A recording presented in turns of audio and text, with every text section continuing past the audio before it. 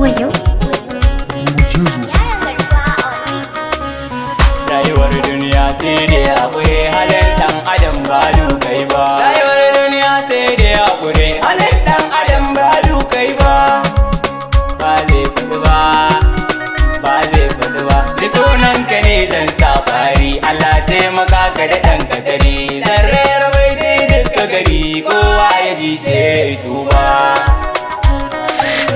Salatinka Allah marasa da dinga annabi da abun farin a sa'ali har ma sabon annabi da macecina. Halin ɗan adam rayuwar duniya sai da haƙuri, halin ɗan adam sai da uzuri. In kuma ba kayan uzuri wata ranka sai kayo kuka. Shi dai ɗan adam san bai da bane, laifinsa samsam bai gane. Sai naka ne fa abin nuni, Allah ka sami dacewa.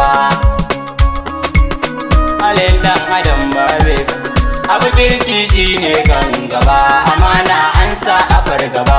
Mutunci tuntuni ya zuba a idan kowa sai mai duba.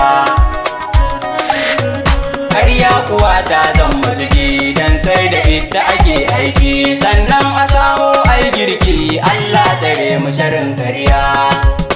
Sai dai haƙuri alƙawari an ce kaya, mutanen mu sun ɗau sun karya. Hakan ba ba sa jin kunya, ballanta na siyo na dama. Mutanen mu san ba sa haƙuri, komai akai sai sun yi tari. Kowa da kowa cikin gari ya zama marar haƙuri yanzu.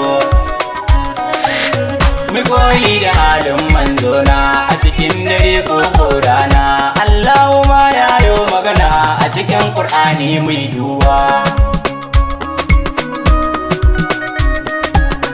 Fasbir Allahu akan ya fada, sabaran jamila sai mada. Hakuri fa ya zanto mada, nasara kawai ita ce a gaba.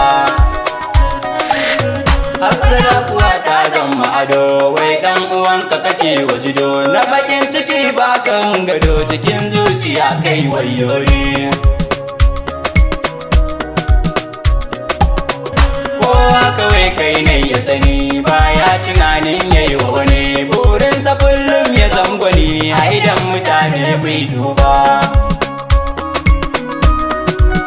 Sai dai hakuri, taimako san baya yiwuwa tsakanin mu da yan uwa. Kowa kawai sai dai kaguwa, ya za a yi mu ci gaba.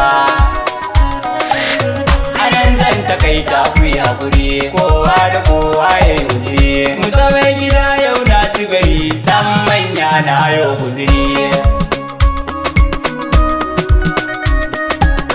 Rayuwar duniya sai dai hakuri, halin